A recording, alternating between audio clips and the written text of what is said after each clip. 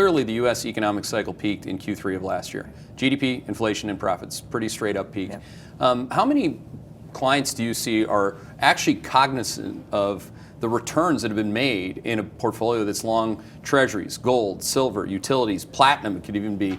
REITs have been up over 20% over that period. Is that a known, or is this something that maybe people chase at the end? I don't think it's a known, but some of it has to do with the fact that most of the investors that sort of I circle around when I'm traveling have much more of a long-term strategic approach. They're not the short-term traders. They're not performance chasers. They actually do believe in things like long-term diversification, strategic asset allocation.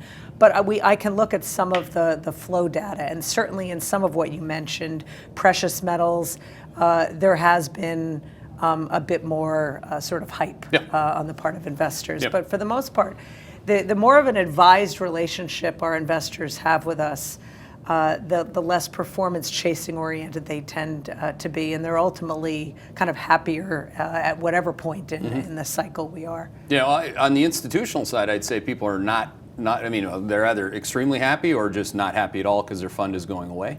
You also have that career risk management setup that I could clearly see in my inbox. That's more of a discrete messaging, but I could see it on, like you said, at the end of September last year, at the end of July of this year, clearly people sitting there saying, oh my God, I got to get out of those bond proxies and into growth or something.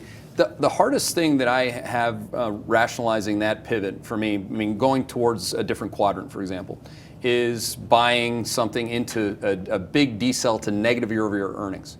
You guys have done a bunch of work on it. Like how do you look at the cycles historically when you're about to go from peak earnings to, oh, it's still good, oh, you're saying there's a chance, to now down, like we think they could be down 5 to 8 year-over-year S&P earnings. Like, do you want to buy during that, into that, or not? I think you not only have to have some confidence in the forward look to earnings, which I think is particularly tricky in this environment because although, as you know, I don't look at individual stocks, I don't analyze individual stocks, I don't tend to speak individually to the analyst community, but I'm broadly aware, and there's very little sense that any adjustments to 2020 have been made specific to the trade war.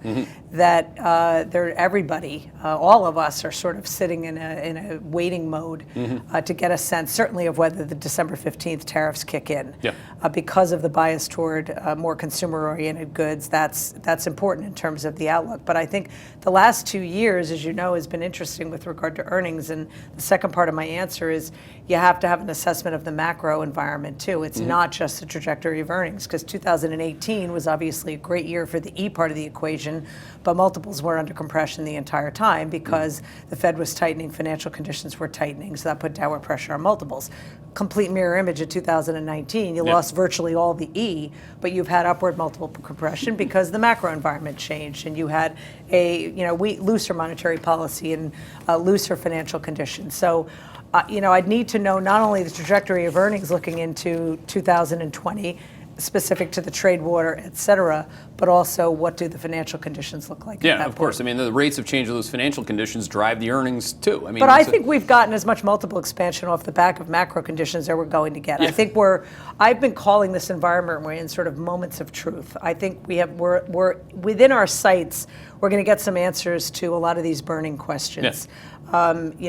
Given that macro does not support much more multiple expansion and E has to start doing more of the heavy lifting, what does that actually look like in 2020? For now, we've had this bifurcation between the manufacturing recession and services or consumer hanging in there. We're starting to see some cracks in that dividing line, as is typically the case, through the employment channels. I think we'll get a greater sense of that. We saw the crack in ISM services employment, but we'll have a better sense of that. So I think it's always a crucial month or two in the world of markets, but I think whether it's trade or bifurcation, I think we're at earnings, we're going to get some answers that I think help clarify some of this uncertainty. That's interesting because I rarely give a specific 4 to 6 weeks. In the next 4 to 6 weeks, we're really going to see the whites of the eyes on this. I think trade, Brexit, we'll have more data earnings. We'll have more data on what we've seen, some of these cracks between the business side and the consumption side, or the manufacturing side and the services side. But as you know, you can have contractions in the economy without consumption going negative. Yeah. I think 3 out of the last 7 recessions, consumption stayed positive. If you just look at negative GDP quarters and you compare sort of gross business investment versus consumption, if gross business investment goes down, most of the time you're in a negative GDP quarter, but about 60% of the time, consumption stays positive. Yeah, you're coming from such a high base, it's almost mathematically impossible. And it's also the manufacturing side of the economy, the capex side of the economy, the multiplier effects, the filter effects are bigger. So it's not as simple as saying, okay, manufacturing is only 12% of the economy, ergo, it doesn't matter what happens there as long as we have a healthy consumer, we're fine. For now, we have been fine if you're fine with 2% growth. Yeah. But I think we have within our sights maybe an answer as to whether we're going to keep that dividing line firm.